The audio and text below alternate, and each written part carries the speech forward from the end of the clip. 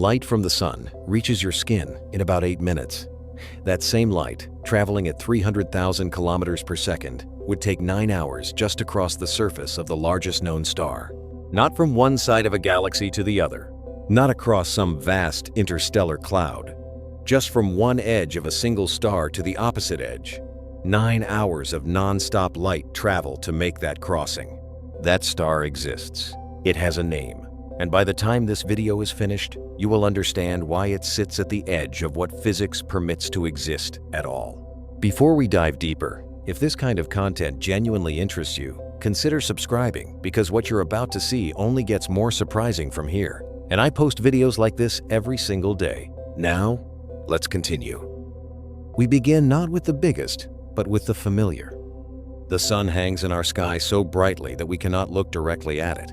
It warms our planet, drives our weather, sustains almost every form of life on the surface. It is enormous beyond what our daily experience prepares us for. Its diameter stretches across about 1,392,000 kilometers. You could line up 109 Earths side by side across its face and still have room to spare. If the sun were hollow, you could pack more than 1 million Earth-sized worlds inside it before running out of room. By any human standard, those numbers are staggering. 1 million Earths, 109 planet widths across. Yet in the full catalog of stars in the universe, our sun is ordinary to the point of unremarkability. It belongs near the bottom of the size distribution. When astronomers draw up lists of stellar giants, our sun does not appear at all. Astronomers measure star sizes using a unit called the solar radius, which represents the distance from the sun's core to its surface, roughly 696,000 kilometers. A star measured at 1,000 solar radii is 1,000 times wider than our sun in that direction, making it 1,000 times larger side to side. Volume scales far faster. Double the diameter, and the volume increases by a factor of 8. Triple it, and the volume goes up 27 times. By the time you reach a diameter of 2,000 solar radii, the volume difference becomes almost impossible to hold in the mind. The star we are building toward measures roughly 2,150 solar radii. About 10 billion copies of our sun could fit inside it. Not a million, not a billion, 10 billion. Before we arrive there, we have to understand how the universe builds stars in the first place, because the same physics that creates stars also limits how large they can grow. Every star is the outcome of a gravitational argument. Hydrogen gas clouds drifting through space begin to clump. As the clump grows, its own gravity pulls in more material. The cloud collapses inward. Pressure builds at the center. Temperature climbs. When the core reaches about 10 million degrees Celsius, hydrogen atoms are forced close enough together that their nuclei begin fusing. They stick. Helium forms. Energy bursts outward. That energy creates radiation pressure, an outward push against the inward squeeze of gravity. The star finds a balance. It shines. The size of a star is essentially the answer to this equilibrium question. How big does the star have to be for the outward push of its fusion energy to exactly balance the inward crush of its own gravity? For our sun, the answer is the sun we observe. For a star with more mass, the core is hotter and fusion is more furious. The outward push is stronger, and the star balloons to a larger size before the balance is reached. More mass, more fusion energy, bigger star. But there is a ceiling on this logic, and we will get to it. First, the names. On a clear night, if you look toward the constellation Canis Major, you will find the brightest star in the entire sky. It burns with a white light so sharp and clean, it almost looks artificial. Ancient cultures built calendars around it. Polynesian navigators steered by it. That star is Sirius, and for much of human history, it seemed like the obvious candidate for the largest, most powerful object in the sky. Astronomers were eventually forced to confront an uncomfortable truth about Sirius. Its brilliance is mostly a trick of proximity. Sirius sits only about 8.5 light-years from Earth, making it one of our nearest stellar neighbors. It is about 1 7/10 times wider than our Sun. That is barely a step above ordinary. The lesson here matters enormously for everything that follows. Brightness is not size. A flashlight held close looks brighter than a distant stadium's floodlight. The night sky, pulls the same illusion on us, constantly. Sirius has a companion, discovered in the 1840s when astronomer Friedrich Bessel noticed the bright star wobbling faintly in its path through space. Something unseen was pulling on it gravitationally. Decades later, telescopes resolved the hidden companion. They named it Sirius B, and it turned out to be something extraordinary, a white dwarf. The remnant core of a once massive star, now compressed to roughly the volume of Earth while retaining nearly the mass of our Sun. A teaspoon of its material would weigh several tons. Sirius B was the first white dwarf ever confirmed. What Sirius B tells us is this: most stars, including our Sun, end their lives quietly. They exhaust their hydrogen, swell into red giants, shed their outer layers, and leave behind dense, cooling cores drifting through the dark. The stars we are about to visit do not end this way. They are too massive. Their deaths shake entire regions of the galaxy. Turn now toward Orion. Most people notice the three-belt stars immediately, then the bright orange ember at his shoulder, but look instead at his foot. A single sharp point of blue-white light sits there, clean and precise. That is Rigel. The distance to Rigel is about 860 light-years. The light entering your eyes right now left that star somewhere around the time medieval Europe was struggling through the early stages of the Black Death. And despite traveling all that way, Rigel still ranks among the brightest stars in our entire sky. A star that bright at that distance has to be something extraordinary. Rigel measures about 78 times wider than our Sun. If you placed Rigel where our Sun currently sits, Mercury, Venus, and Earth would all be swallowed inside it. The sky would be blue fire. Everything familiar about the inner solar system would simply cease to exist. Rigel's surface temperature runs around 12,000 degrees Celsius, hot enough to classify it as a blue supergiant. Color in stars is a direct report of surface temperature. Red stars have the coolest surfaces, running around 3,000 degrees. Yellow stars, like our Sun, sit around 5,500 degrees at the surface. Blue stars sit at the extreme hot end of the scale, running from around 10,000 degrees up to 50,000 degrees for the most extreme cases. Rigel, at 12,000 degrees, lands in the blue category. That color is the reason it burns through its fuel at a ruinous pace. Rigel is estimated to be only about 8 million years old. Our Sun, by comparison, is 4.5 billion years old and has another 5 billion years of steady burning ahead of it. Rigel will exhaust its hydrogen supply within the next few million years, which in cosmic terms is essentially tomorrow. When it does, it will detonate as a supernova so brilliant that observers on Earth, if any exist by then, will see it as a second sun blazing in the night sky. The explosion will be visible during the day. It will cast shadows. The familiar shape of Orion will be permanently altered. Rigel also harbors a secret. It is not a single star. At least 3 stellar objects orbit each other in that system, possibly 4. The main star dominates, but its companions are themselves large enough to incinerate any planet that wandered near them. From a world in that system, the sky would never fully darken. There would always be multiple suns blazing from somewhere overhead. But Rigel, for all its power, is not what we came here for. Blue giants are the sprinters of the stellar world. They burn fast, die young, and never swell to the truly monstrous volumes we are building toward. For that, we need the red giants. Look at Orion's shoulder. That deep orange-red glow is Betelgeuse. It sits about 640 light-years from Earth, which means the light reaching your eyes right now departed that star sometime around the year 1385. Whatever is actually happening to Betelgeuse at this precise moment, you will not find out for another 6 centuries. It might already be dead. Betelgeuse measures roughly 764 times wider than our Sun. If placed at the center of our solar system, it would swallow Mercury, Venus, Earth, and Mars. Its outer atmosphere would extend out toward Jupiter's orbital path. Earth would not be near a star this size. Earth would be inside it. The surface of Betelgeuse is not smooth or stable. It boils and churns with convection cells, each one larger than the entire orbit of Mars. Picture a single bubble of superheated gas rising from deep in the star's interior, bulging upward through layers of plasma, then cresting at the surface before sinking back down so the next bubble can rise. Each of these convection cycles involves more energy than our Sun will produce in millions of years. the star appears to breathe, pulsing irregularly as these massive convection events reshape its outer layers. In late 2019 and early 2020, Betelgeuse did something that got the attention of astronomers and public alike. It dimmed, noticeably. Its brightness dropped by more than half over a span of a few months. Observers began asking openly whether the star was preparing to explode. The answer turned out to be something different. Betelgeuse had ejected an enormous plume of gas from its surface. That gas cooled and condensed into dust, which then drifted in front of the star from our line of sight.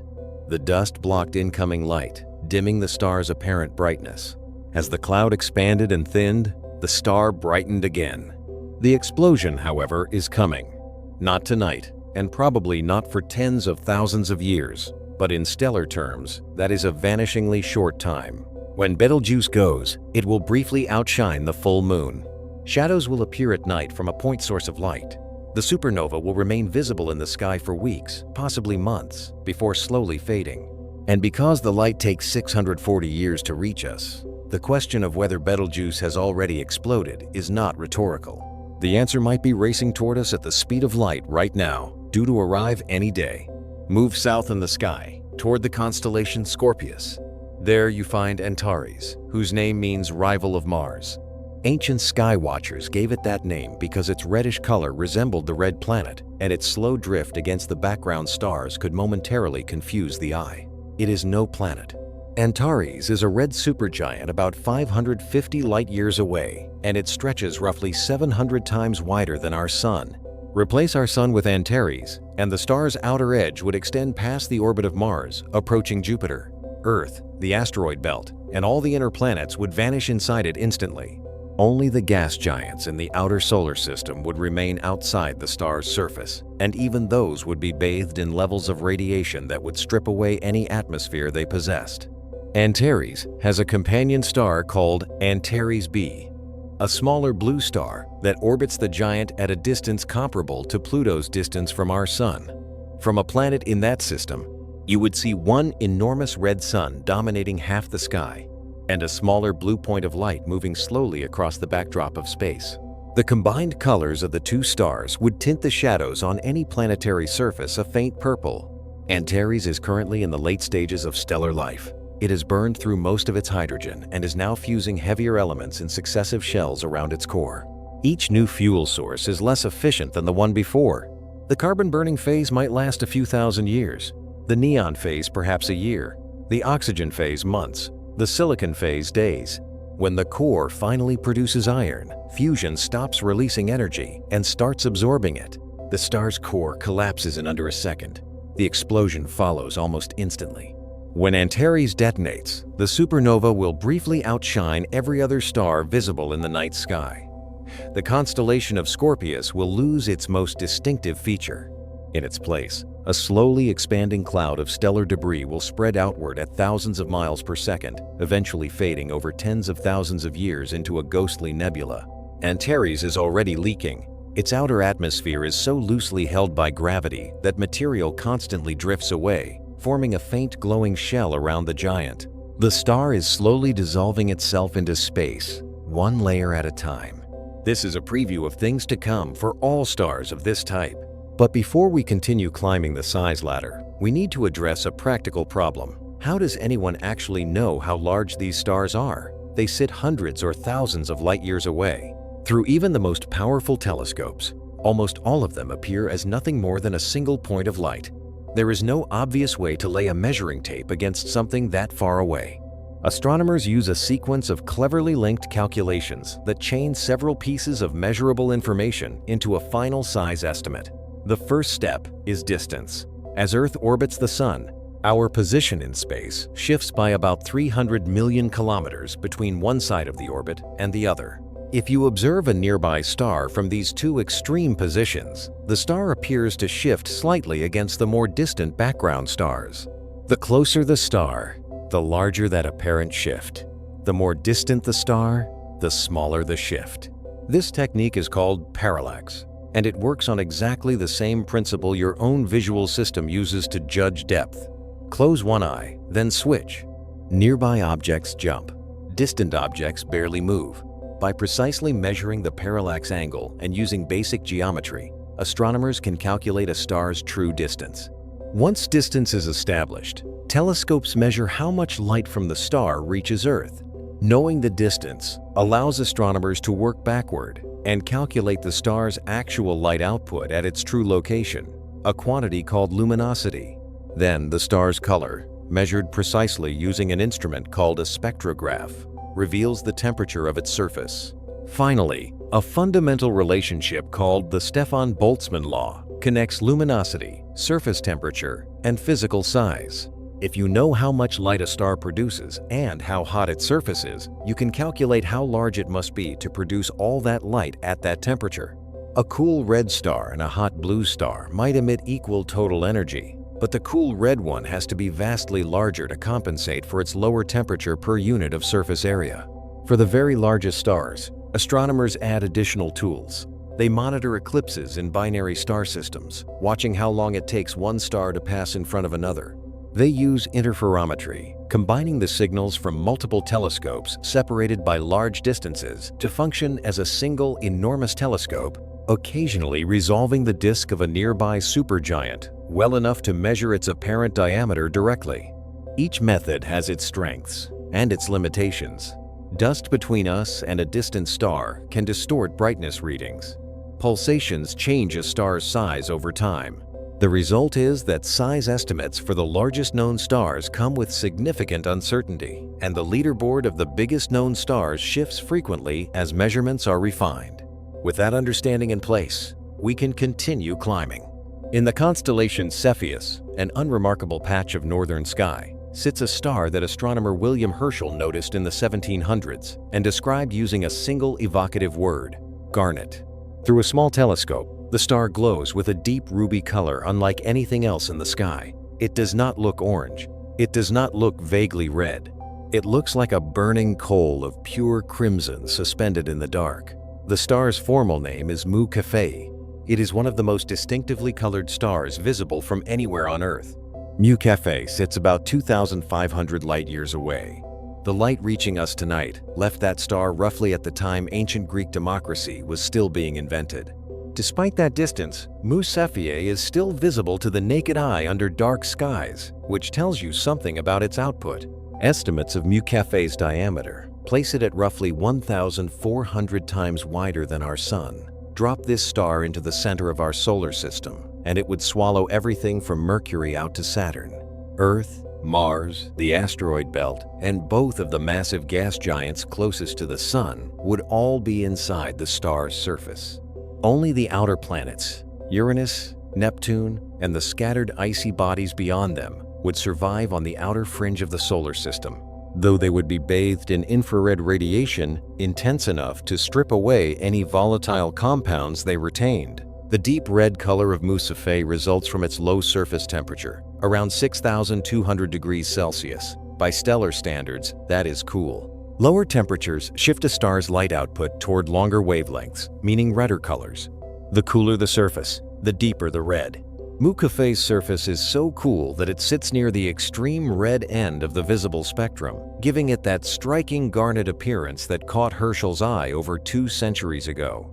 But Mu Cephei is not just sitting there glowing steadily. It pulses. Its diameter expands and contracts in irregular cycles that take anywhere from 2 to 12 years to complete. The brightness changes measurably over these cycles. Astronomers classify it as a semi-regular variable star.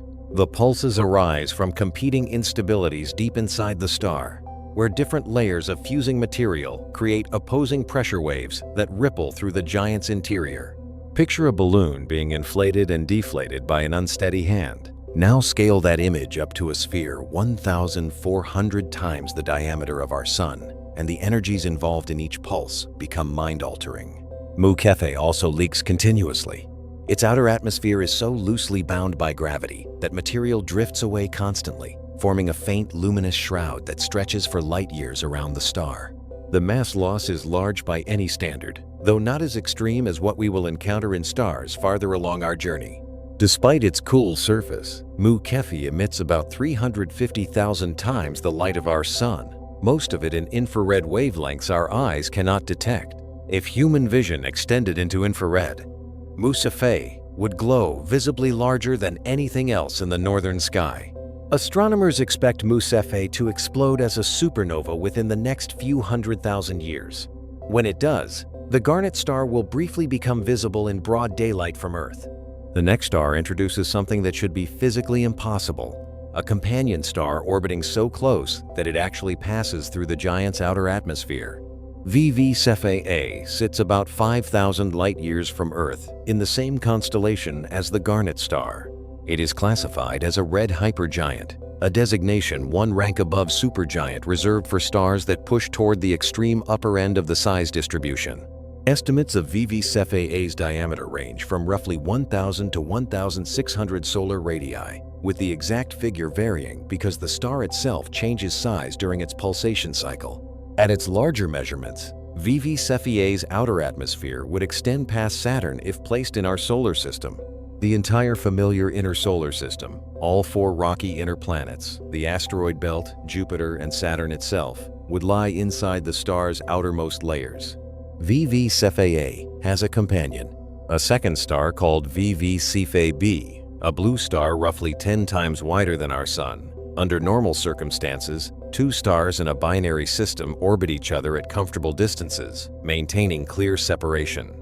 Mu Cephei A is so absurdly large that its smaller companion does not have that luxury.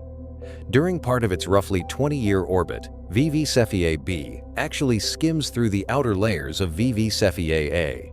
The smaller star punches into the giant's diffuse outer atmosphere, plows through it for part of its orbital path, then emerges back into open space on the other side.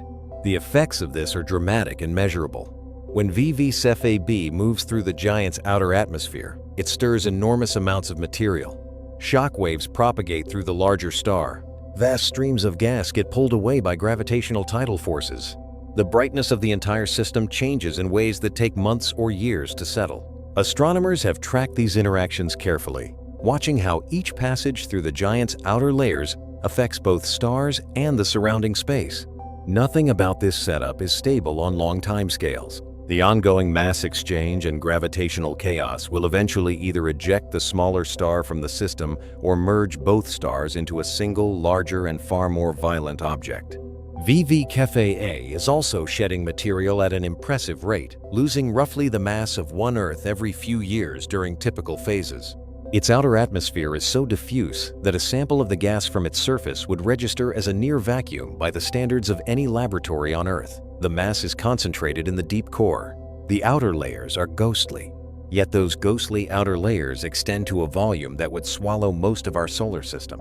Moving deeper into the catalog of giants, we find KY Cygni, buried in the constellation Cygnus behind layers of interstellar dust that make it nearly invisible to ordinary telescopes. For a period, this star appeared to hold a claim that bordered on the physically impossible. KY Cygni sits about 5,000 light-years away.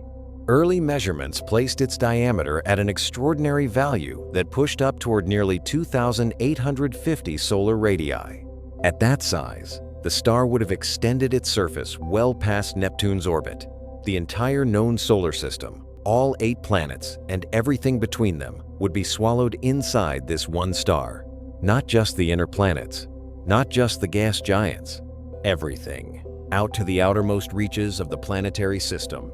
The problem was that the number violated theory. Stellar physics has a built-in limit on how large a star can grow. A size near 3,000 solar radii was not just large, it was paradoxical. It should not have been possible for a stable star to maintain that configuration.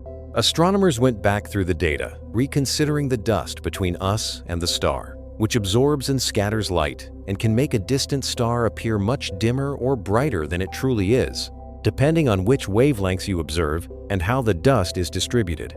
They remeasured using multiple wavelengths, refined their distance estimates, and applied updated models. The corrected figures came back significantly lower. Current estimates place KY Cygni at around 1,030 to 1,400 solar radii. Still enormous, still one of the largest stars known. Still a star that would swallow everything inside Jupiter's orbit if it replaced our Sun, but no longer a paradox, no longer something that defied the laws of stellar physics. The initial measurement had been inflated by imperfect corrections for the intervening dust. This correction story is not unusual in this field. The leaderboard of the biggest known stars has shifted repeatedly over the decades as measurement techniques improved and astronomers found errors in earlier assumptions. Stars that once held the record were revised downward. Stars that seemed unremarkable turned out, on closer examination, to be far larger than initially thought. The history of stellar size measurements is a story of progressive refinement. KY Cygni is wrapped in a thick cocoon of its own ejected material, a dusty shell that makes it difficult to study in visible light and explains its dim appearance from Earth despite its enormous energy output of roughly 270,000 times that of our Sun. The star is believed to be in the late stages of its life, possibly within tens of thousands of years of going supernova. When it does, the surrounding dust shell will light up from within as the explosion's shock wave plows into it, creating a spectacular remnant visible across interstellar distances. V. 354. Cephei is a star that breaks the usual rules about where you find giants. It sits on the outer fringes of the Milky Way, about 9,000 light-years away, far from the crowded central regions where most massive stars are born. Hypergiants typically form in dense star-forming regions, where enormous gas clouds have enough material to collapse into stellar monsters. The galactic edge is sparse, thin, and quiet by comparison. Finding a hypergiant this far out is surprising. V. 354 Cephei measures somewhere between 600 and 890 solar radii, depending on which measurement and which phase of its pulsation cycle you use. At the upper estimates, the star would extend past Jupiter's orbit if placed in our solar system. Earth, Mars, the asteroid belt, Jupiter, and everything between them would be roasting inside its outer atmosphere. How did such a large star form so far from the galactic center? One theory holds that V 354 Cephei formed somewhere closer to the galactic center in a more fertile star-forming region, then slowly drifted outward over millions of years as the orbital dynamics of the galaxy shifted its path. Another possibility is that a small cluster of massive stars formed together in an unusual dense patch of gas out in the galactic suburbs, and V 354 Cephei is the largest survivor of that cluster, now sitting alone after its siblings already exhausted their fuel and died. Either way, V 354 Cephei is currently in the late stages of its life, burning through progressively heavier elements in its core and shedding material at a significant rate. The heavy elements being manufactured in its core right now, the carbon and oxygen and silicon building up in the deepest interior, will eventually be scattered across that quiet outer region of the galaxy when the star finally explodes. Turn now toward the constellation Ara. About 12,000 light-years from Earth sits a cluster called Westerland 1, one of the most densely packed collections of massive stars in the entire Milky Way. Within a volume of space only a few light-years across, more than 200 massive stars are crammed together, each one bright enough to dominate any ordinary sky. Their combined gravitational interactions are intense. Stars swing close to each other, sometimes exchanging material, sometimes ejecting smaller members of the cluster entirely at high velocities. If a planet existed in Westerland 1, it would have no dark nights. The combined light from all those giants would keep the sky permanently illuminated, shifting through different colors as different stars rose and set. The king of Westerland 1 is Westerland 1 to 26. This star is a red supergiant, approaching hypergiant status, with size estimates ranging from 2,000 to 2,500 solar radii. If correct, that would place it among the absolute largest stars ever measured. Its outer edge would extend past Saturn and possibly out toward Uranus if positioned where our Sun sits. Westerland 1 to 26 sits dangerously close to the physical limit where stars begin to tear themselves apart. Astronomers studying the star are not entirely certain how it maintains its structure without simply exploding. One hypothesis is that strong magnetic fields threading through the star's outer layers help contain the outward radiation pressure. Another is that the star is steadily shedding material fast enough to bleed off some of the excess pressure, a slow-motion controlled disintegration that prevents the star from blowing itself apart all at once. The star is also surrounded by a shell of radio-emitting material detectable by radio telescopes. Stretching for trillions of miles, and glowing with a signal strong enough to rank among the brightest natural radio sources in our part of the galaxy. This shell is composed of material the giant has ejected over thousands of years.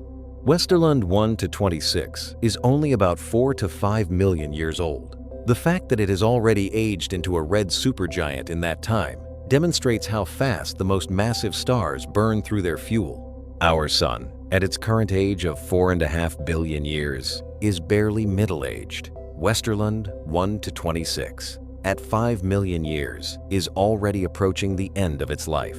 Now, we leave the Milky Way entirely. About 160,000 light-years from Earth, orbiting our galaxy as a smaller companion, sits the Large Magellanic Cloud. This dwarf galaxy is visible to the naked eye from the southern hemisphere as a faint smudge in the sky, a detached fragment of star-forming material that has been gravitationally bound to the Milky Way for billions of years. Inside that distant galaxy sits one of the most extreme stars ever discovered. It is catalogued as WOHG 64. WOHG 64 is a red hypergiant with a diameter estimated at roughly 1,540 solar radii. If transported to our solar system, its outer atmosphere would reach past Saturn's orbit. That is comparable to many of the other giants we have visited. What makes WOHG 64 unusual is not primarily its size, but what surrounds it. The star is wrapped in a dense torus of dust, a donut-shaped cloud of ejected material that stretches for about 120 trillion miles around the star. That dust torus is so thick and opaque that it blocks most of the star's visible light from reaching us.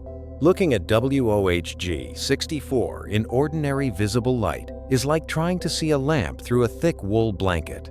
The star becomes visible only in infrared wavelengths, where the dust itself glows warmly after absorbing the star's radiation and re-emitting it at longer wavelengths. WOHG 64 is shedding mass at one of the highest rates recorded for any single star. Over periods of about 10,000 years, the giant loses mass equivalent to the entire mass of our Sun. That ejected gas and dust continuously feeds the surrounding torus, thickening the cocoon that hides the star from view. The star is quite literally consuming itself, stripping its own outer atmosphere away while continuing to fuse heavier elements deep in its core. There are hints of a possible companion star, a smaller object orbiting inside or near the dust torus, gravitationally stirring the ejected material and potentially contributing to the chaos of mass loss. If confirmed, this would echo the bizarre situation at Mu Cephei, where a smaller star's orbit through a giant's outer layers creates measurable disturbances. When WOHG 64 finally explodes, the supernova will light up the Large Magellanic Cloud in a wave visible to the naked eye from Earth. The expanding shock wave will punch into the surrounding dust torus, illuminating it from within and creating one of the most spectacular supernova remnants ever observed. Next, consider a star that cannot decide what kind of object it wants to be. Our Mu Cephei lies about 3,500 light-years away in the constellation Cepheus. Astronomers classify it as a yellow hypergiant, though its color shifts unpredictably, and it sometimes behaves more like a red supergiant. Its size estimates range from 900 to 1,600 solar radii, with the wide range existing because the star physically swells and shrinks dramatically over time. The same star measured 5 years apart can yield wildly different size readings.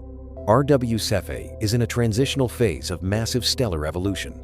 After exhausting most of its hydrogen, the star has entered an unstable period where it is deciding between two possible futures. Some massive stars at this stage peel off their outer layers to become Wolf-Rayet stars, exposing the hot compressed core beneath. Others remain swollen as red supergiants until they explode.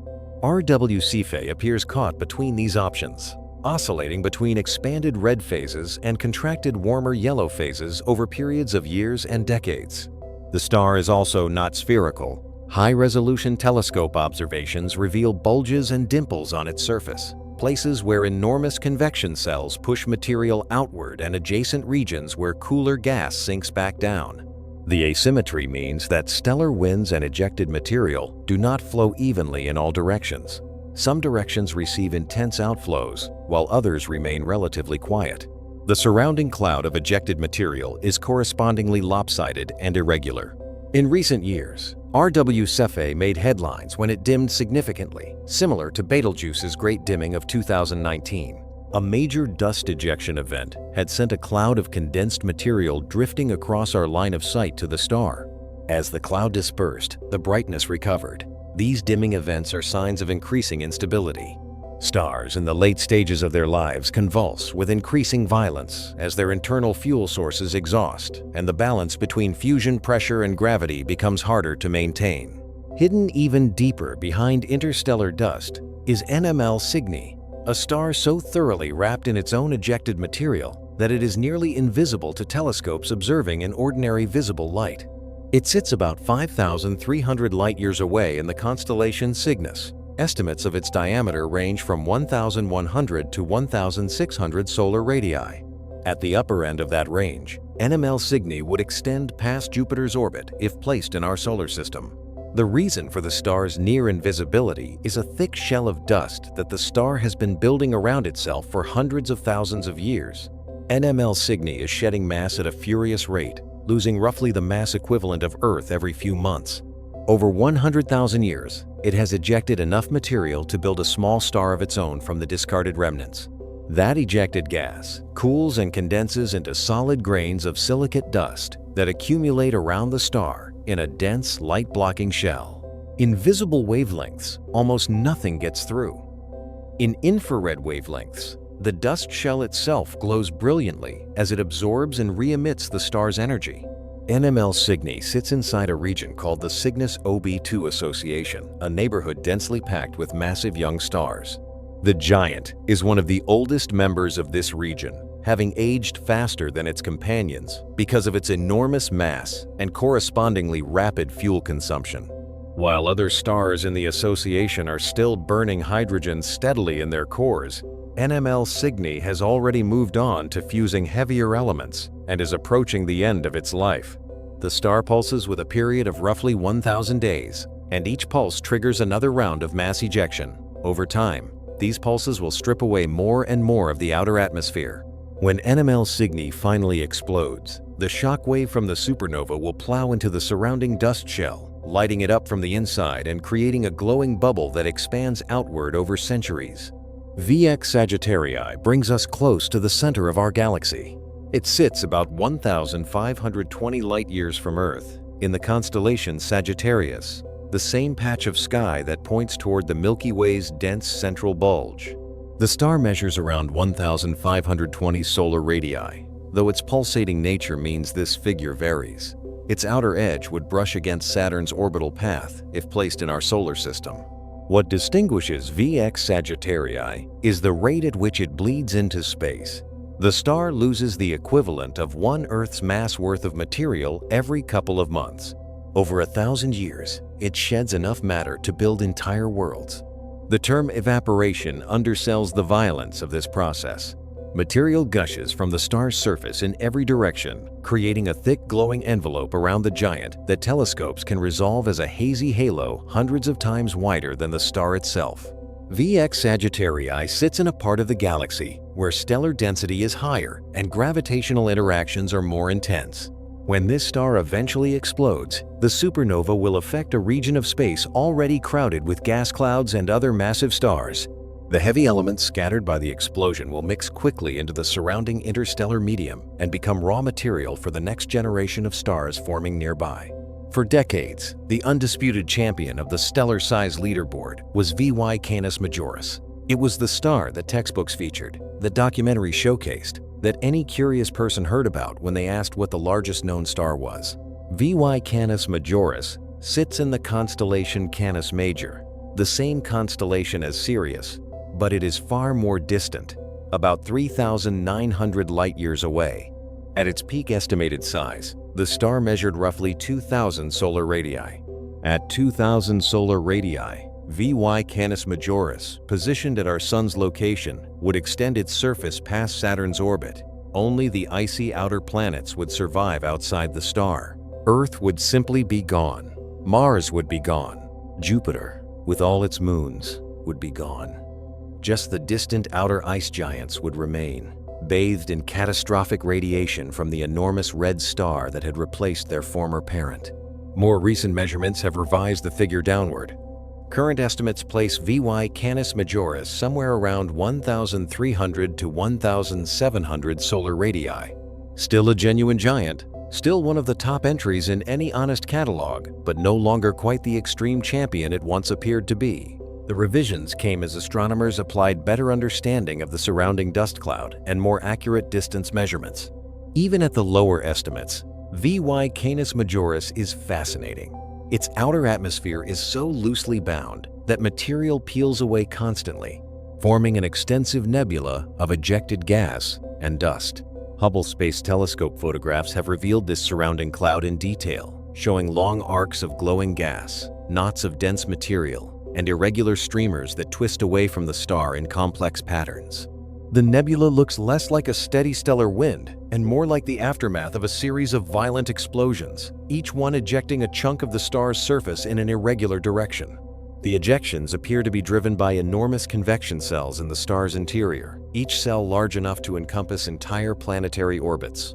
When one of these convection cells reaches the surface and breaks through, it can launch a mass of material into space in a single burst, like a pot of thick soup suddenly releasing a large bubble. The cumulative effect of thousands of these events over time is the chaotic asymmetric nebula that surrounds VY Canis Majoris today. The star has been slowly dimming over the past century as more and more ejected material condenses into dust and blocks the star's light from reaching us. The giant is disappearing behind its own breath. Its fate, when the end finally comes, is debated. Most astronomers expect a supernova, but the star's mass raises the possibility of a direct collapse to a black hole without a significant explosion, or alternatively, a hypernova, an explosion so energetic it briefly outshines the entire galaxy. The current champion, as of the best available measurements, sits 20,000 light-years from Earth in the constellation Scutum. Its designation is Stephenson 2-18, sometimes abbreviated as Saint 2-18. Inside a cluster called Stephenson 2, this star holds an estimated diameter of approximately 2,150 solar radii. Some measurements have pushed even higher, though the most reliable current figure sits at that number. At 2,150 solar radii, Stephenson 2-18 exceeds not just our Sun, but the entire architecture of our solar system. If placed where our Sun currently sits, the star's surface would extend past Saturn and reach out toward Uranus's orbital path. The 8 planets of our solar system, everything we have ever sent a spacecraft to visit, everything our probes have ever photographed, would be inside the star's outer layers. The light travel time across Stephenson 2-18 is 9 hours. Our Sun, by comparison, takes about 2 seconds for light to cross its diameter. Stephenson 2-18 takes 9 hours. A commercial aircraft flying at typical cruising speed would need more than 300 years to fly from one side of this star to the other. The fastest spacecraft ever built by humanity, the Parker Solar Probe, moving at speeds that seem extraordinary by any everyday measure, would still need decades to make the crossing. Despite its enormous volume, Stephenson 2-18 contains only about 20 to 40 times the mass of our Sun. The volume difference and the mass difference are wildly mismatched. The reason comes down to density. The outer layers of Stephenson 2-18 are extraordinarily diffuse. The gas in the star's outer atmosphere is thinner than the air at the summit of Mount Everest. If you scooped up a sample from the star's surface and brought it to Earth, you would find it almost transparent, a faint shimmer of hydrogen atoms barely held together. The mass is concentrated in the dense core, where pressures are extreme. The outer layers are essentially enormous clouds of very tenuous gas that the star wears, like a diffuse fog. This combination, enormous volume with modest mass, makes hypergiant stars strange creatures. From a distance, they look like solid spheres of glowing gas. Up close, their outer regions are nearly transparent. Only as you descend toward the core does the density rise dramatically, reaching conditions that make everyday physics seem irrelevant. Stephenson 2-18 sits inside a cluster of about 24 red supergiants, which is itself a significant cosmic oddity. Red supergiants are generally solitary objects. Finding 24 of them clustered together in one location is surprising. The cluster appears to be the remnant of a massive star-forming event that occurred about 20 million years ago, producing dozens of giant stars in a concentrated region of space. Most of those stars have already burned through their fuel and died. Stephenson 2-18 is one of the last survivors, the largest of the original collection. The star is currently in the late stages of its life. It has exhausted most of its hydrogen and is now fusing heavier elements in its core. When Stephenson 2-18 reaches its end, the explosion could be one of the most powerful events ever recorded in our galaxy. The star's mass is large enough that some astronomers believe it might skip the standard supernova sequence entirely and collapse directly into a black hole, swallowing itself with only a brief flash as evidence of what was there. Others believe it will produce a hypernova, an explosion so energetic it would briefly outshine every other star in the Milky Way combined. The resulting shockwave would ripple outward across thousands of light years. Now we need to understand the wall that seems to cap how large any star can grow. The reason Stephenson 2-18 is significant is not just its size, it is how close that size sits to the theoretical maximum permitted by the laws of physics. Arthur Eddington, an English physicist working in the early 1900s, was studying how stars hold themselves together when he worked out the mathematics of a fundamental limit. Every star is caught in a tug-of-war between gravity, which wants to crush all its material into a central point, and radiation pressure, which pushes outward from the core as fusion produces light and energy. For most stars, gravity wins comfortably, and the star settles into a stable, compact size. For massive stars, the radiation pressure becomes increasingly significant. At some mass, the outward push of radiation from the core becomes powerful enough to overwhelm gravity and blast the star's outer layers into space. The Eddington limit is the point where these two forces exactly balance. Above this limit, radiation pressure wins, and the star cannot hold its outer layers in place. They get pushed away into space faster than gravity can pull them back. The star is physically prevented from growing any larger. For red hypergiants, with their cool surfaces and enormous surface areas, this limit translates to a maximum diameter somewhere between roughly 1,500 and 2,500 solar radii, depending on the star's mass and chemical composition. Stephenson 2-18 sits near the top of that range. What happens when a star tries to grow past the Eddington limit? Its outer layers begin to peel away in intense stellar winds. The star sheds mass faster and faster, losing its outer atmosphere into space. If the mass loss continues, the star may eventually strip down to its hot inner core, transforming into a Wolf-Rayet star, a type of object that burns with extreme luminosity and ferocious stellar winds in a final blaze before its core collapses. This is why the search for stars larger than Stephenson 2-18 is so difficult. Any star that tries to exceed the current record is fighting against the same physical ceiling. It tears itself apart before it can grow any larger. There is one loophole. The Eddington limit as derived by Eddington assumes a star with normal present-day chemistry. Stars formed billions of years ago in the early universe, when only hydrogen and helium existed and no heavier elements had yet been forged in stellar cores, played by somewhat different rules. Those early stars, sometimes called population 3 stars, had different opacity properties. The chemistry of their interior and atmosphere interacted with radiation differently. Some theoretical models suggest these early giants could have grown to sizes that would seem impossible for stars forming today.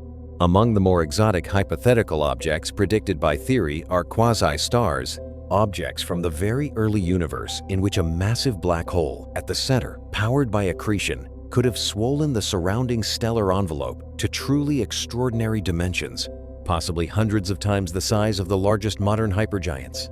Dark stars, another theoretical category, would have been powered not by fusion but by the annihilation of hypothetical dark matter particles in the early universe's densely packed conditions. These objects, if they existed, would have been vast, strange, and utterly unlike anything in the modern universe. These objects are theoretical. None have been observed. The early universe does not preserve its contents in forms we can easily examine across billions of years of cosmic evolution. But they suggest that the record books, if we could access the full history of the universe rather than just its current state, might look very different from what we observe today. The ongoing death of a hypergiant is worth examining in detail because these endings reshape the galaxy around them. The sequence begins when the star's core produces iron. Iron is the endpoint of productive fusion. Every element lighter than iron releases energy when fused together. Every element heavier than iron absorbs energy during fusion rather than releasing it. When fusion in the core generates iron, the energy production that has been holding the star up stops. Within a single second, the iron core collapses inward. The material compresses to densities far beyond those found anywhere else in the modern universe, exceeding the density of an atomic nucleus. At this point, a rebound shock wave forms at the core boundary and races outward at speeds approaching 1/10 the speed of light. This wave reaches the star's outer layers and blasts them into space. This is a supernova. The entire process from the first formation of iron in the core to the explosion tearing the star apart takes about 1 second. A star that lived for millions of years, burned through a sequence of fuel sources, and grew to dimensions that would encompass entire planetary systems, ends in the time it takes to blink twice. The outer layers of the star are ejected at thousands of miles per second. The total energy released in those first few seconds equals everything our sun will produce across its entire 10 billion year lifespan. All of it, 10 billion years of solar output, released in seconds. For a brief window of a few weeks, a supernova outshines its entire host galaxy. A single dying star produces more light than the combined output of hundreds of billions of normal stars. From across the universe, other galaxies see the explosion as a sudden, brilliant point of light that appears, blazes, and fades. The material expelled in the explosion is not just the star's original hydrogen and helium. It contains every element that was forged in the star's core across its lifetime, plus additional heavy elements created in the extreme conditions of the explosion itself. Elements heavier than iron, including gold, platinum, uranium, and many others, are produced in supernova explosions and in the neutron star collisions that sometimes accompany them. These heavy elements scatter into the surrounding interstellar medium, mixing with hydrogen and helium gas clouds, and eventually becoming part of the next generation of stars and planets. The implications of this reach farther than they might initially seem. Every atom of carbon in every living cell on Earth was forged in a stellar core. Every atom of oxygen in the atmosphere was manufactured in a massive star. The iron flowing through your blood, the calcium in your bones, the silicon in rock and sand. All of it was produced in stars and scattered into space by stellar winds and supernova explosions before being incorporated into the cloud of gas that eventually collapsed to form our solar system. We are not separate from the stars. We are made of what they left behind. The remnant of a hypergiant's core, after the outer layers have been blasted away, depends on how much mass remained in the core when it collapsed. For most supernova events, the leftover core becomes a neutron star, a city-sized object roughly 12 kilometers across containing about 1.5 times the mass of our sun. A teaspoon of neutron star material would weigh roughly 10 billion tons on Earth. Neutron stars often spin rapidly and emit beams of radiation that sweep across space like cosmic lighthouses. When one of these beams sweeps past Earth, we detect it as a regular pulse of radio waves and call the object a pulsar. For the most massive cores, the collapse does not stop at the neutron star stage.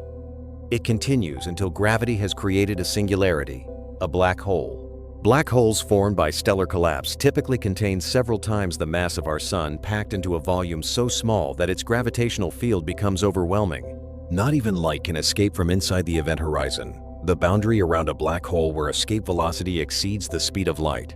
These stellar mass black holes drift through space, sometimes alone, sometimes in binary systems with companion stars, where we can detect them by the X-rays produced when the companion's material falls into the black hole and heats up before crossing the event horizon.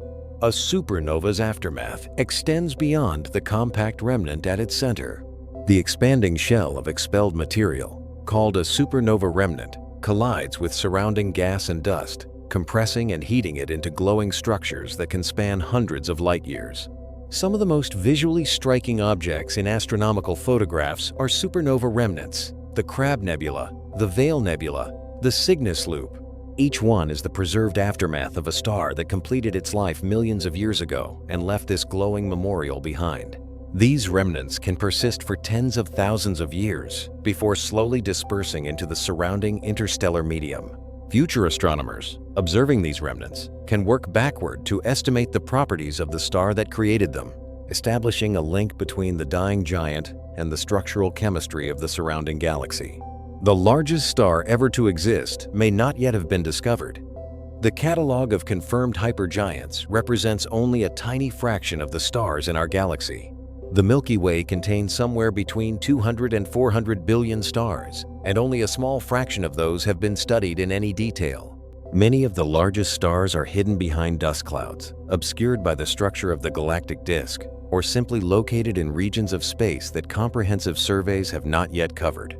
There are likely dozens, possibly hundreds of red hypergiants in the Milky Way that have not yet been identified. Some of them may be larger than Stephenson, 2 to 18. Beyond our galaxy, the situation is even more open-ended. The Large Magellanic Cloud contains WOHG 64, but the Andromeda Galaxy, our nearest large galactic neighbor at about 2.5 million light-years, almost certainly contains massive stars that have never been studied in detail. And beyond Andromeda lie hundreds of billions of other galaxies, most of them too distant for any current telescope to examine individual stars in meaningful detail. The total population of giant stars in the observable universe is essentially unknown. Future telescopes may rewrite the leaderboard entirely. The James Webb Space Telescope, already producing detailed images at infrared wavelengths where many hypergiants are brightest, is capable of probing star-forming regions and stellar populations in ways that were impossible for previous instruments. The Vera C. Rubin Observatory, designed to survey vast swaths of sky repeatedly, will build up a dynamic catalog of variable stars, potentially catching hypergiants in the act of pulsating or brightening. The extremely large telescope, currently under construction in Chile, will have the light-gathering power to resolve individual stars in nearby galaxies at levels of detail that have never been possible. These instruments, combined with increasingly sophisticated modeling and machine learning tools for analyzing large data sets, will push the boundaries of what we can measure. Interferometry, the technique of combining signals from multiple telescopes to function as one much larger telescope, has already begun to resolve the disks of nearby supergiants, allowing astronomers to see these objects as actual extended spheres rather than simple points of light. Extending this technique to more distant targets and more numerous objects will generate a much richer catalog of size measurements than anything currently available. The theoretical question of the largest possible star also remains unsettled. Decades of modeling suggest an upper mass limit somewhere between a few hundred and perhaps 1,000 solar masses for any single stable star. But theoretical limits have been revised before as new physics came to light. The conditions in unusual environments, rare dense star clusters, extreme early star-forming events, binary systems undergoing mass transfer, may be capable of producing objects that push or exceed what standard models predict. We may never find the absolute largest star in the universe. The cosmos is too vast, with too many stars hidden across too many galaxies, for any survey to be complete. Every time we build a better telescope, we discover that the universe contains more and stranger objects than we previously knew about. The record that stands today will likely fall within the career of the next generation of astronomers. The star that claims the next record might already be out there, its light already traveling toward us, due to arrive in some telescope's detector at some future moment when the instruments are finally sensitive enough to recognize what they are seeing. Or the true largest star ever to exist may have lived and died billions of years ago in the early universe, when conditions allowed for sizes impossible today. Its remnant might be a black hole drifting through some distant galaxy, carrying no outward sign of the monstrous object that collapsed to produce it. The universe preserves only so much of its own history. Much of what existed in the past has been transformed into something else entirely. What we do know is this: the scale of stellar objects far exceeds anything that human intuition, built around everyday experience, is equipped to handle. 1 million Earths fit inside our sun. 10 billion suns fit inside the largest known star. Light, the fastest thing that exists, takes 9 hours to cross that star's diameter. And somewhere in the universe, there may be something even larger, waiting to be found, burning through the last of its fuel, preparing for an ending that will be visible across the galaxy for tens of thousands of years after the last photon of its normal light has faded into the dark. If you found this exploration of stellar scale worth your time, consider subscribing for more journeys through the universe's most extreme objects. The cosmos has no shortage of things that exceed what imagination can comfortably hold, and there are many more of them to visit. The universe is bigger than your imagination. The stars that fill it are bigger than your imagination. And the search for the most extreme of them continues, one measurement at a time, as humans look up at a night sky full of points of light and slowly, carefully work out what those points actually are. To understand why stellar scale matters beyond sheer spectacle, it helps to trace how astronomers first grasped that stars were distant suns at all. For most of human history, stars were embedded in a celestial sphere, points of eternal fire fixed in a dome above Earth. The idea that they were objects similar to our own sun, separated from us by incomprehensible distances, took centuries to establish. The Greek philosopher Aristarchus proposed a sun-centered model of the solar system roughly 2,300 years ago and attempted the first measurement of the distance from Earth to the sun using lunar eclipses.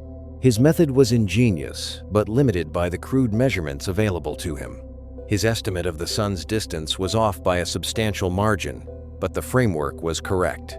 He also argued that if the sun was far away, the stars must be much farther still, because they showed no apparent motion as Earth moved through space. That lack of apparent stellar motion, called parallax, was taken by many ancient and medieval scholars as evidence that Earth did not move. The stars appeared fixed. If Earth were truly orbiting the sun, the stars should appear to shift as our viewing position changed, but they did not shift visibly. The conclusion most people drew was that Earth must be stationary. The conclusion Aristarchus had drawn, correctly, was that the stars must be so far away that the shift was simply too small to detect with the instruments available. The resolution of this argument had to wait roughly 2 millennia. In 1838, the German astronomer Friedrich Bessel measured the parallax of a star called 61 Cygni, a faint star in the constellation Cygnus. The shift he detected was tiny, less than 1 arcsecond, which is 1/3600th of a degree, but it was real and measurable. The distance he calculated placed 61 Cygni at about 10.5 light-years from Earth, the first confirmed distance to another star. That measurement opened a door. If stars were at distances measured in light-years, and if the light-year represented roughly 9.5 trillion kilometers, then the faintest visible stars were at distances that made the solar system's scale look trivial. And if the nearest stars were already multiple light-years away, the most distant stars visible to the naked eye were hundreds or thousands of light-years distant. The scale of the universe expanded dramatically in human understanding in a very short time. The next conceptual leap was recognizing that stars come in fundamentally different types with different sizes, temperatures, and lifetimes. This understanding emerged gradually through the development of astronomical spectroscopy in the 19th century. When starlight is passed through a prism or diffraction grating, it spreads into a spectrum of colors. In that spectrum, dark lines appear at specific positions. These lines are caused by specific chemical elements in the star's atmosphere, absorbing specific wavelengths of light. The pattern of these absorption lines reveals the chemical composition of the star's outer layers. More importantly, the overall shape and color of the spectrum reveals the star's temperature. A hotter star emits more light at shorter, bluer wavelengths. A cooler star emits more light at longer, redder wavelengths. By analyzing the color distribution of starlight, astronomers could assign temperatures to stars without visiting them. Two astronomers working at the Harvard Observatory in the early 20th century, Annie Jump Cannon and Antonia Mori, classified hundreds of thousands of stars based on their spectral types. Their work established the classification system still in use today, ordering stars from the hottest blue-white class O stars through yellow class G stars, like our Sun, down to the cool red class M stars. This classification system revealed that stars span an enormous range of temperatures and, by extension, sizes and lifetimes. The Hertzsprung-Russell diagram, developed independently by Ajnar Hertzsprung and Henry Norris Russell in the early 20th century, plotted stars by temperature against luminosity and revealed a striking pattern. Most stars fall along a diagonal band called the main sequence, running from hot, bright blue stars at one corner to cool, dim red stars at the opposite corner. Stars on the main sequence are fusing hydrogen in their cores. Our Sun is a main sequence star, but off the main sequence sit outliers. In the upper right corner of the diagram, far from the main sequence band, sit stars that are cool but extraordinarily luminous. The only way a cool star can be luminous is if it has an enormous surface area. Those outliers in the upper right are the giant and supergiant stars. Identifying them on the diagram immediately revealed that they existed, that they were real objects, and that there was a class of stellar object far larger than anything on the main sequence. The diagram also revealed the evolutionary story. Stars do not stay on the main sequence forever. When they exhaust their core hydrogen, they move off the main sequence and swell into giants or supergiants. The direction and speed of this evolution depend on the star's initial mass. High-mass stars evolve rapidly and move quickly off the main sequence into the supergiant region. Low-mass stars evolve slowly and may spend billions of years on the main sequence before eventually becoming red giants. For the most massive stars, the main sequence phase is over in millions of years rather than billions, and the subsequent evolution through increasingly exotic burning stages happens quickly, ending in the supernova explosions we have discussed. Understanding stellar evolution also required understanding nuclear physics, which developed largely in the first half of the 20th century. Hans Bethe worked out in detail in 1939 how hydrogen fusion powers the sun, a calculation that earned him the Nobel Prize in Physics decades later. The realization that stars run on nuclear fusion rather than chemical combustion or gravitational contraction transformed astronomy. It provided the timescale for stellar lifetimes, explained why different mass stars evolve differently, and made the eventual exhaustion of fuel a predictable and calculable event.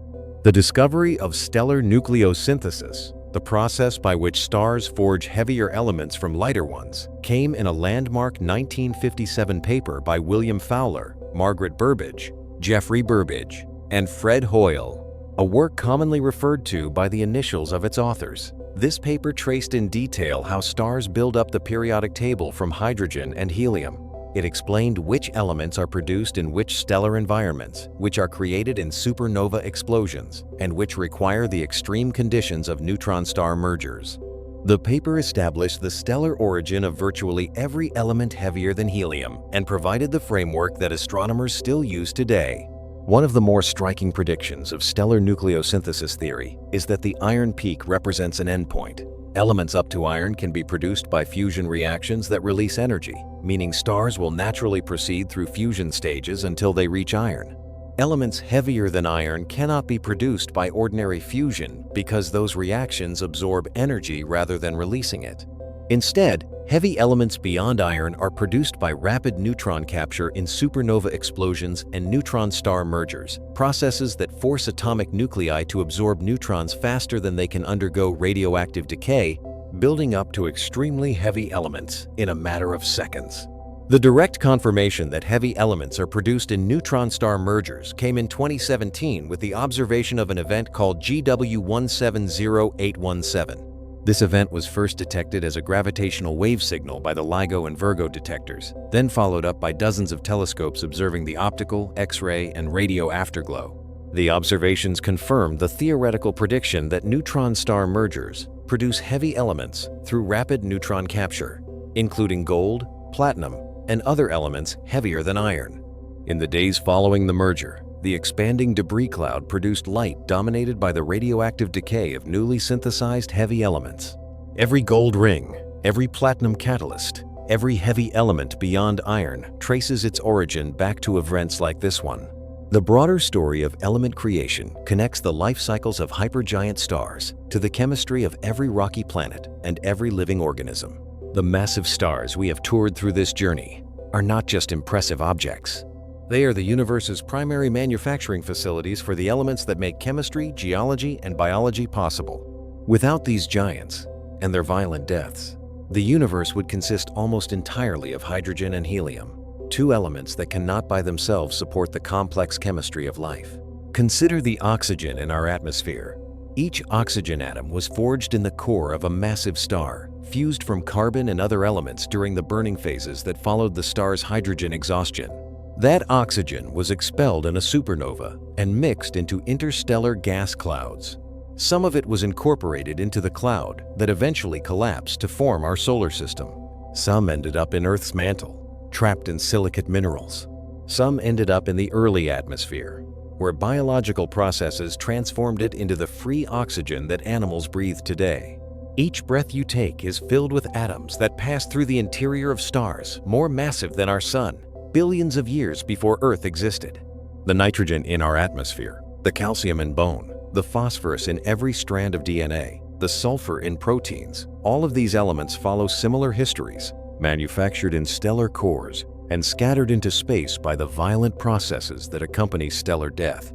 The Sun and the solar system formed from a cloud of gas and dust that had already been enriched by multiple previous generations of stellar nucleosynthesis. We are not first-generation material. We are recycled stellar output, built from atoms that cycled through stars long before our Sun ignited. Turning back to the question of stellar size limits, there is an interesting relationship between a star's mass and its ultimate fate that runs parallel to the size question. Not all massive stars produce the same type of endpoint.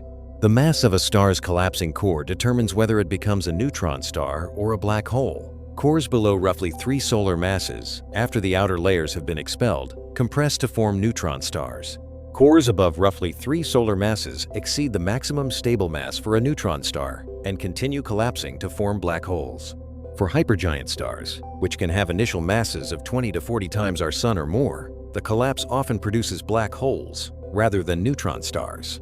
The massive cores of these giants, even after losing substantial mass in the supernova explosion, may still exceed the neutron star mass limit and collapse all the way to a black hole. In some cases, the mass loss during the explosion is insufficient to reduce the core below the critical threshold, and the resulting black hole forms with relatively little explosion, making the death of some hypergiant stars surprisingly quiet compared to the energetic supernova expected from smaller massive stars.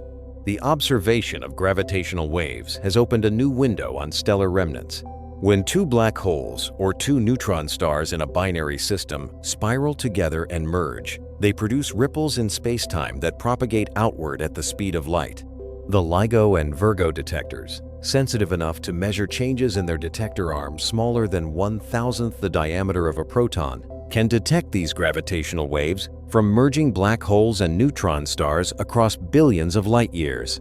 Many of the black holes detected in gravitational wave events have masses consistent with what stellar collapse from massive stars would produce, providing direct evidence that the remnants of dead massive stars are drifting through the universe as compact, gravitationally powerful black holes.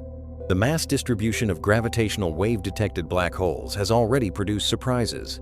Some merging black holes appear to have masses larger than what stellar collapse theory predicts from single massive stars, suggesting that some may have grown through previous mergers or accumulated material from companions. As gravitational wave detectors improve in sensitivity and more events are detected, the picture of how stellar mass black holes form and grow will become much clearer. There is also the question of how stellar populations change over cosmic time. The current epoch of the universe is very different from the early universe. When the first stars formed, the universe contained essentially nothing but hydrogen and helium.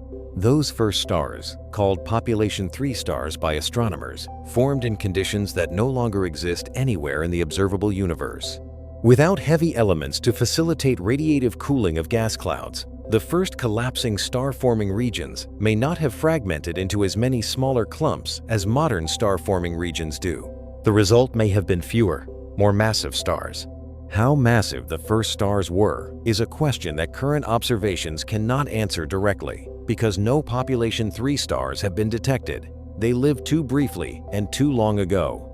But their existence is inferred from the chemical composition of the oldest, most metal-poor stars we can observe, which preserve in their atmospheres a record of the abundance pattern of the elements present when they formed.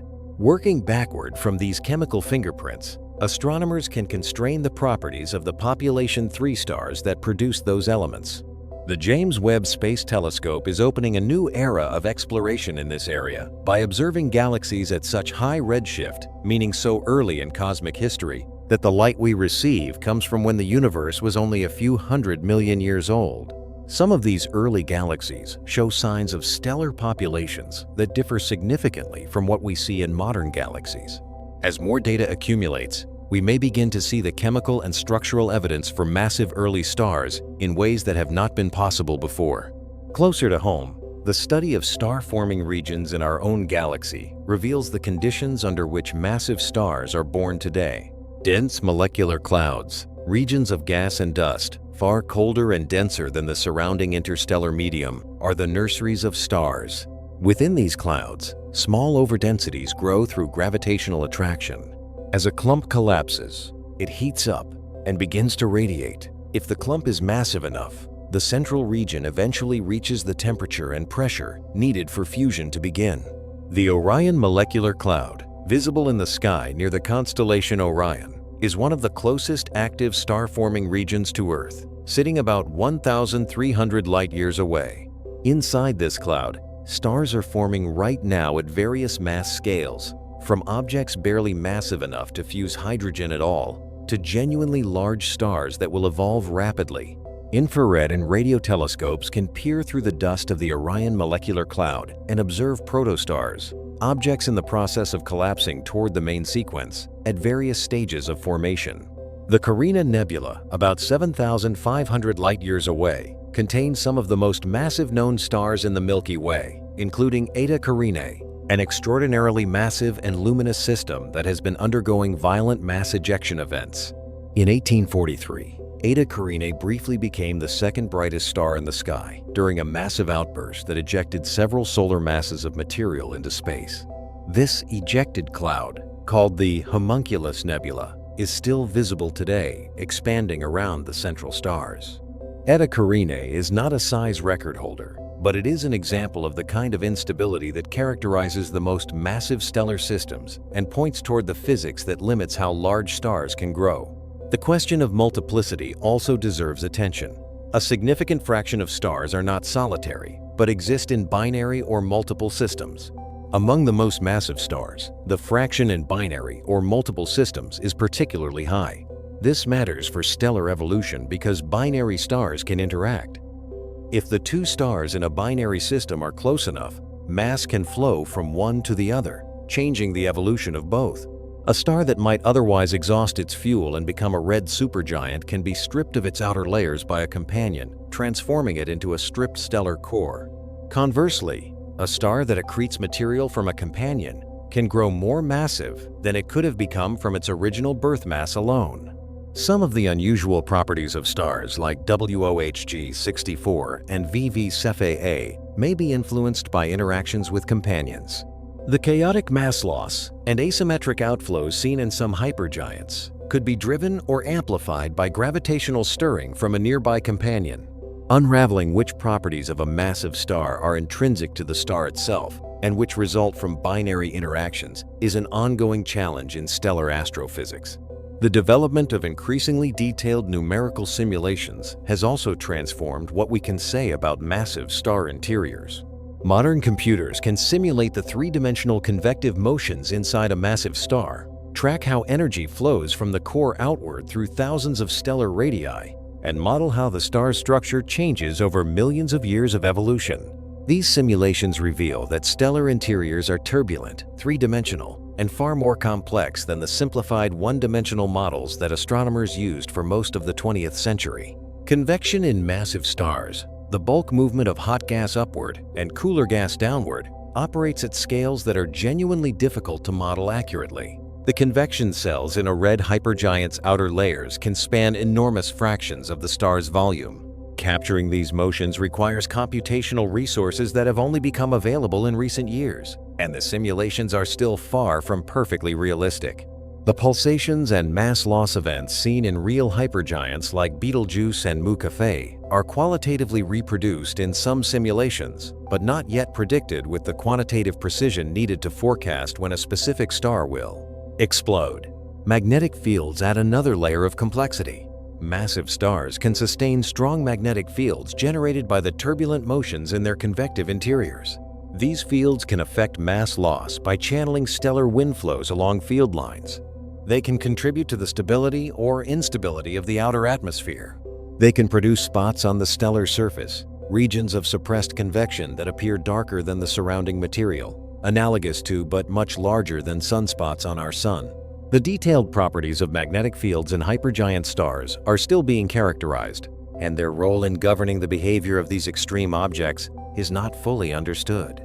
The coming decades of observational astronomy are likely to produce significant revisions to our catalog of extreme stellar objects.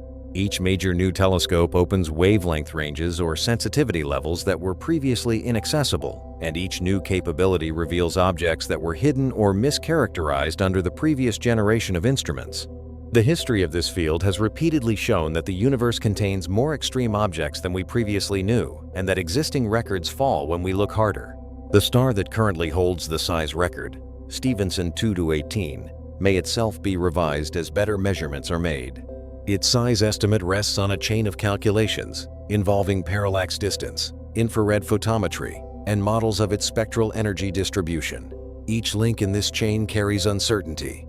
Future high-precision parallax measurements from missions like Gaia, which has been systematically mapping the positions and distances of stars across the galaxy with unprecedented precision, may sharpen the distance estimate for stars like Stephenson 2-18 and either confirm or revise their inferred sizes.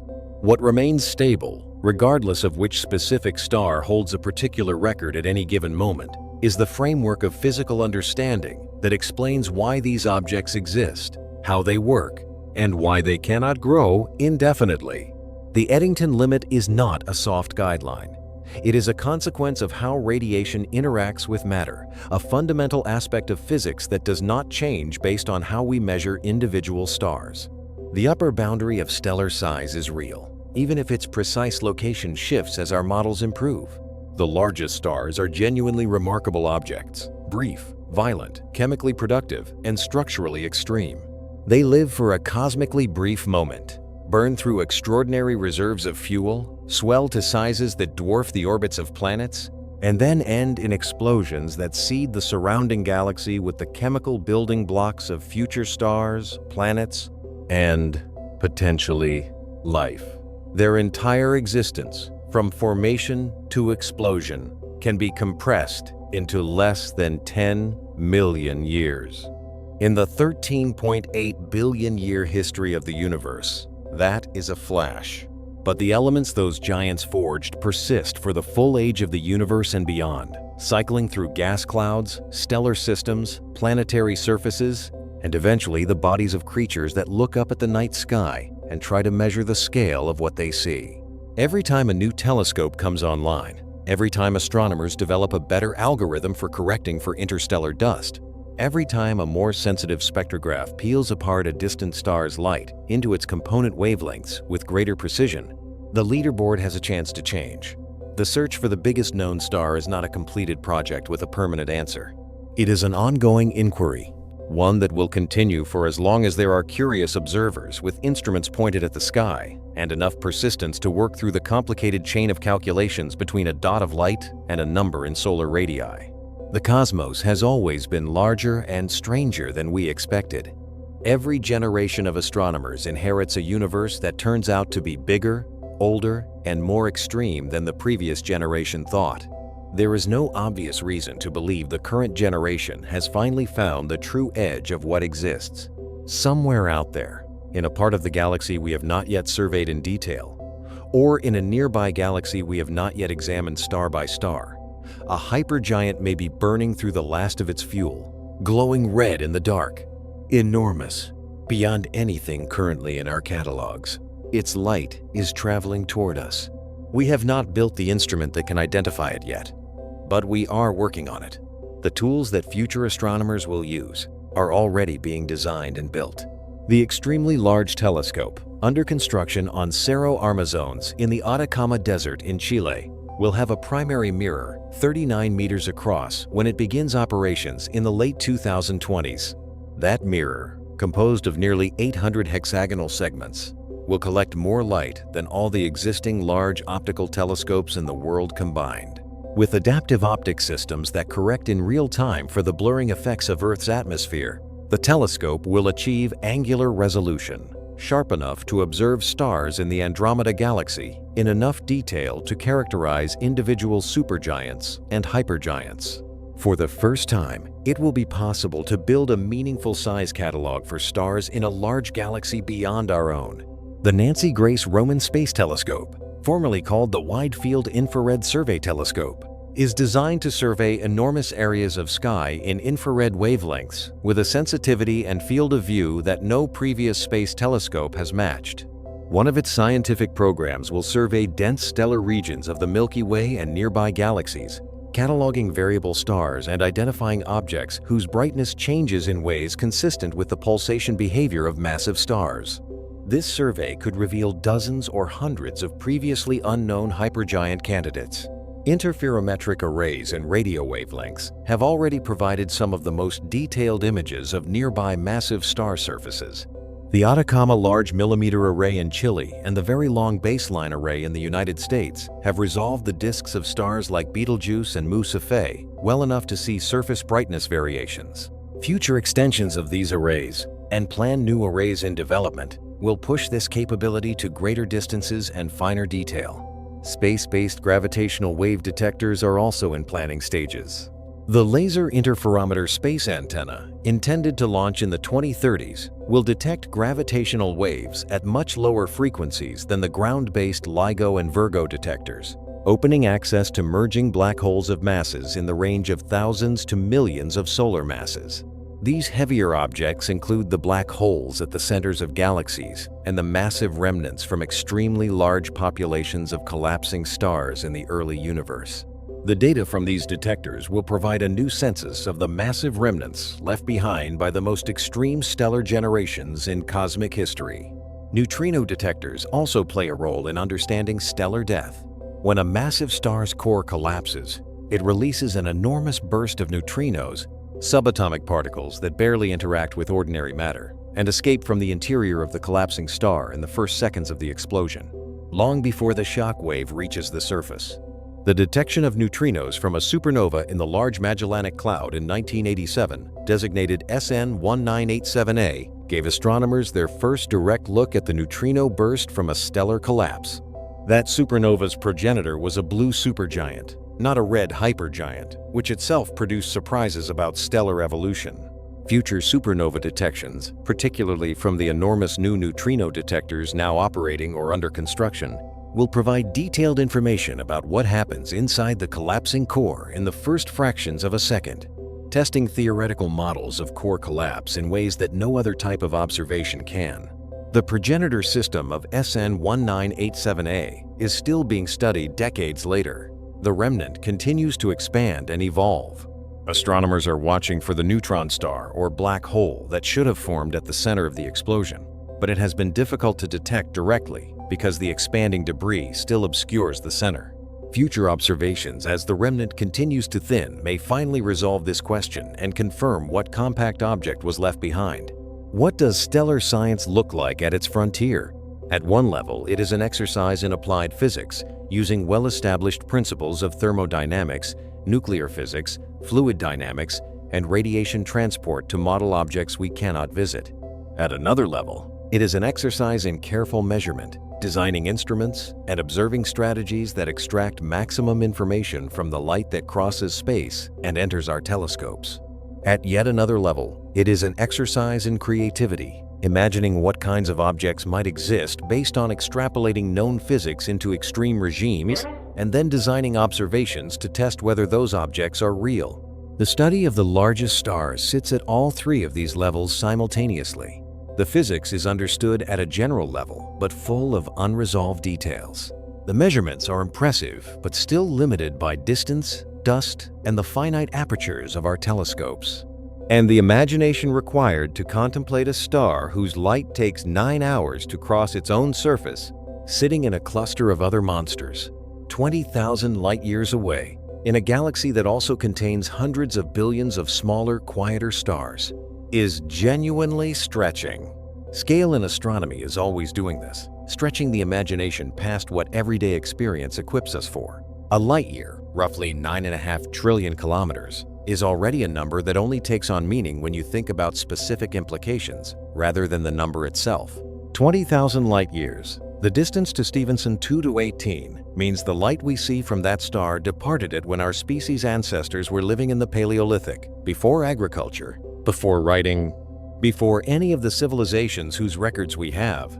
The star we observe today is not the star as it currently exists. It is the star as it was 20,000 years ago, and whatever is actually happening to it right now, we will not find out for another 20,000 years. That gap between observation and reality is one of the more disorienting aspects of astronomy at large distances. Every object we observe in the sky is a message from the past, and the farther away the object, the more ancient the message. When we observe galaxies billions of light years away, we see them as they were billions of years ago, when the universe was young, and its chemistry, its stellar populations, and its structure were all different from what they are today. Astronomy is, in this sense, a discipline that studies history rather than the present, reading the past through light that has been traveling toward us while history unfolded around us. For hypergiant stars at distances of 20,000 light-years, this means we are observing objects in the state they occupied during the last ice age on Earth. The star's current state is unavailable to us. Its light is still in transit. If Stephenson 2-18 exploded 10,000 years ago, the light from that explosion is currently traveling toward us and will arrive in another 10,000 years. We are looking at a ghost and calling it present, which is technically accurate. The photons really did come from a real star. They just left a very long time ago. This temporal displacement is not a flaw in astronomy. It is one of its most powerful features. Because light travels at a finite speed, looking farther away means looking back in time. Telescopes are time machines. The observations of galaxies at high redshift that the James Webb Space Telescope is producing are genuine observations of the early universe. We are not reconstructing what the early universe was like. We are looking at it directly, seeing the actual photons that were emitted when those galaxies were forming. This capability is extraordinary and unique to astronomy. No other observational science can look directly into its subject's past. For massive stars, this time travel capability matters because stellar evolution happens on timescales of millions of years, short by cosmic standards, but long compared to the history of modern astronomy. We cannot watch a single star evolve from formation to supernova in real time. We can observe populations of stars at different evolutionary stages and reconstruct the sequence. We can observe supernovae in distant galaxies, providing snapshots of stellar death. We can study supernova remnants and work backward to infer the properties of the progenitor. And we can watch nearby massive stars like Betelgeuse and Mu Cephei and VY Canis Majoris in unprecedented detail as they move through their late evolutionary stages, building up a detailed observational record of how the final phases of massive stellar evolution actually unfold.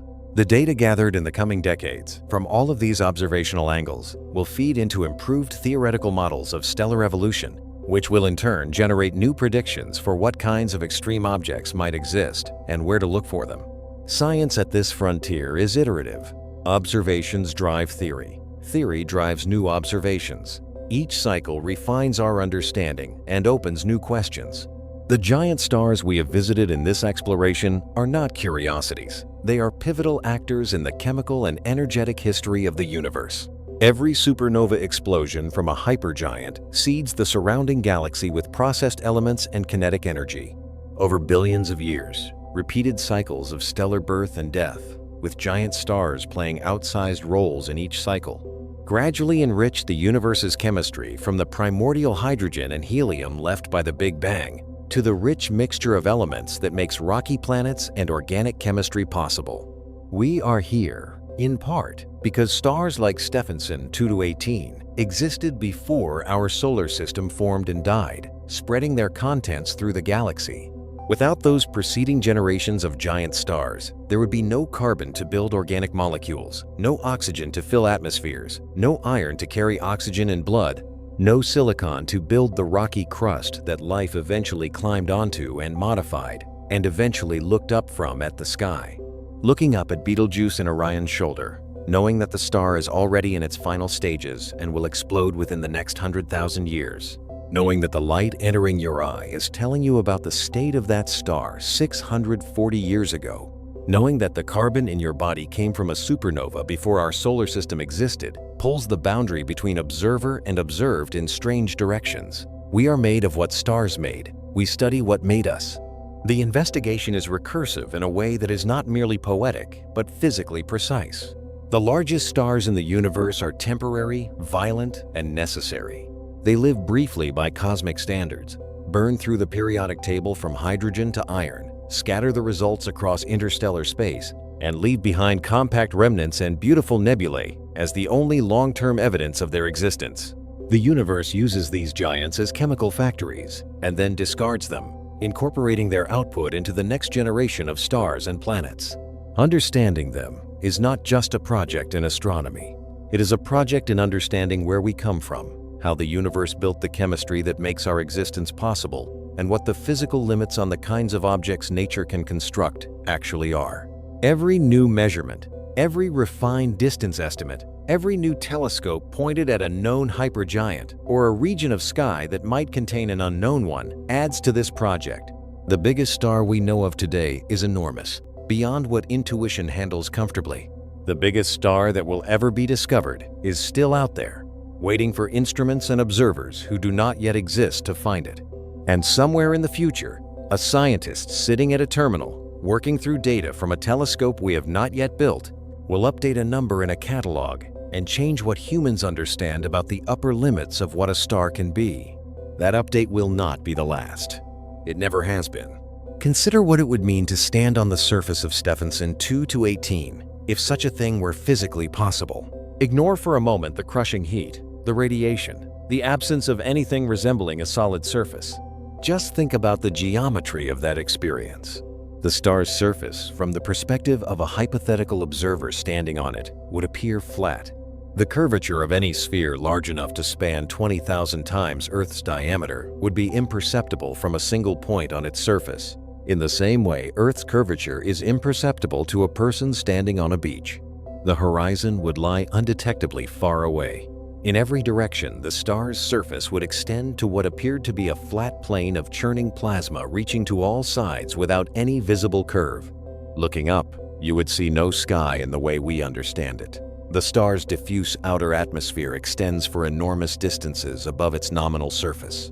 In the direction away from the center, the transition from the denser inner layers to the outer atmosphere is gradual rather than sharp, and the atmosphere extends in all directions above you as a glowing, thickening fog of plasma. There is no sharp surface to stand on, and no clean boundary between the star and space.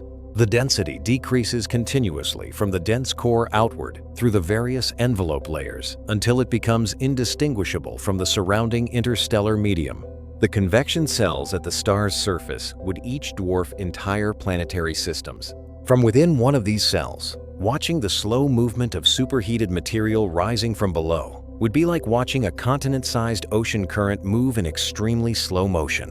The timescales of these convective motions are years rather than hours, so the surface dynamics, though energetically enormous, would appear almost static on human timescales.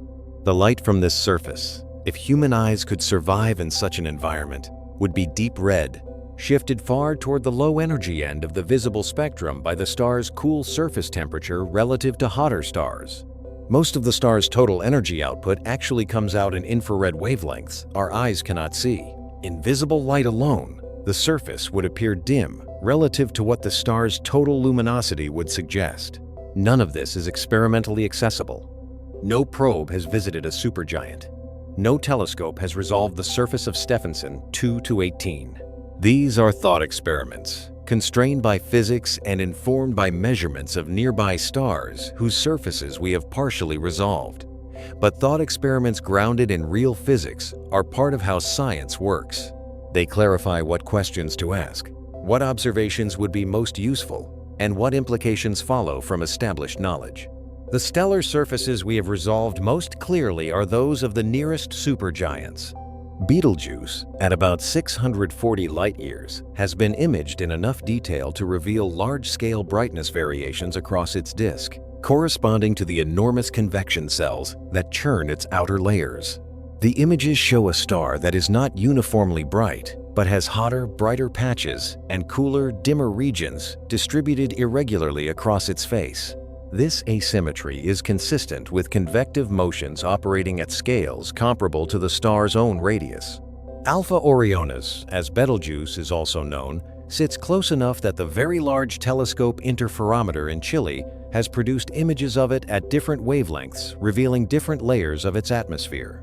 The outer molecular layers, where molecules like titanium oxide and water can form in the cooler outer atmosphere, extend even farther from the star's center than the photosphere, the nominal surface visible in continuum light.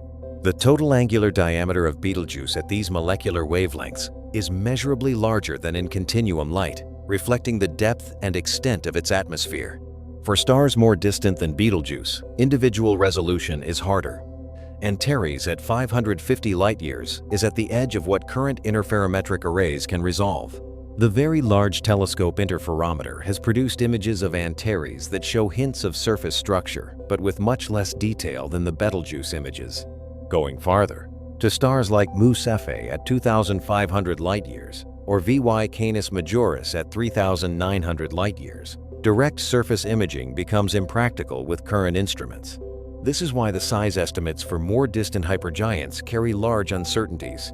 They are calculated indirectly from the chain of distance, luminosity, and temperature measurements described earlier, rather than from any direct measurement of the star's angular diameter. The accuracy of those estimates depends on how well each link in the calculation chain is constrained. And for distant, dust-obscured stars, the constraints are often loose. The most challenging cases are stars like Westerland 1-26, buried 20,000 light-years away behind the structure of the galactic disk. At that distance, with intervening dust in the galactic plane absorbing and scattering visible light, direct measurements become extremely difficult. Infrared observations can see through some of that dust, but the quality of the resulting size estimates is limited by the precision of the extinction corrections needed to account for the dust's effect on observed brightness. This technical reality is part of why the stellar size leaderboard will continue to change as observational capabilities improve. Many of the current entries are based on measurements made with instruments that were themselves the best available at the time, and improvements in each generation of instruments have consistently led to revisions.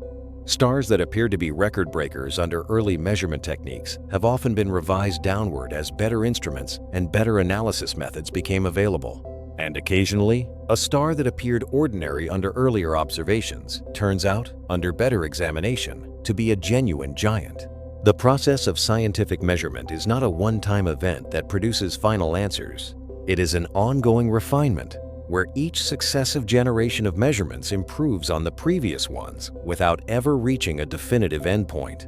In astronomy, where the objects of study are physically inaccessible and observation is the only experimental tool available, this iterative refinement is especially important. The patience to return repeatedly to the same object with improving instruments and to reinterpret old data in the light of new understanding is a defining characteristic of productive astronomical research. The community of astronomers working on massive stars is not large by the standards of many scientific fields. Perhaps a few hundred researchers worldwide focus specifically on the properties of hypergiant and supergiant stars, with a larger community that studies massive stars more broadly. They share data, argue about measurements, build theoretical models, and propose new observing programs to resolve disagreements. The culture of the field, like most of observational astronomy, is collaborative and international. Telescopes are shared global infrastructure, and the data collected by one group is often published and reanalyzed by others with different approaches and perspectives. Disagreements in this community are normal and productive. The history of stellar size measurements is full of productive disagreements that drove better observations and clearer understanding. The KY Cygni revision is one example. The ongoing debates about the exact sizes of Betelgeuse and VY Canis Majoris are others. These disagreements are not failures of science. They are science working as intended, with competing interpretations being tested against new data until the community converges on a more accurate understanding. The stars themselves, of course, are indifferent to any of this. They burn through their fuel, pulse, and shed material, and will eventually end regardless of whether any observer is watching or has cataloged them accurately. The universe does not require understanding. It simply is. But from our position on a rocky world orbiting an ordinary yellow star, looking outward into a cosmos whose scale is barely graspable, the attempt to understand the most extreme objects in that cosmos is one of the ways we extend the reach of human knowledge into territories that no one has physically visited and perhaps no one ever will. The next time you step outside on a clear night and look up, find Orion. Find the orange-red star at his shoulder. Know that you are looking at an object that would swallow our entire inner solar system, that is currently convulsing in its final stages, and that the light reaching your eyes departed that star before any of the written history you have ever read was recorded. Know that somewhere beyond Orion, 20,000 light-years deep into the galaxy, a star 10 billion times the volume of our sun is burning red in the dark, approaching its own end on a timescale that is brief by cosmic standards, but incomprehensible by human ones. The universe builds things at scales our intuitions were never designed to handle. The stars are the most visible expression of that scale. And among the stars, the hypergiants are the most extreme expression of what nature can build when gravity, nuclear physics, and the chemistry of hydrogen and helium are given 4 billion years, and the right initial conditions to work with. They are worth understanding. They are worth measuring. And they are worth looking for. Because somewhere in the part of the galaxy we have not yet properly surveyed, the next record holder is probably already there, burning through the last of its fuel, waiting to be found.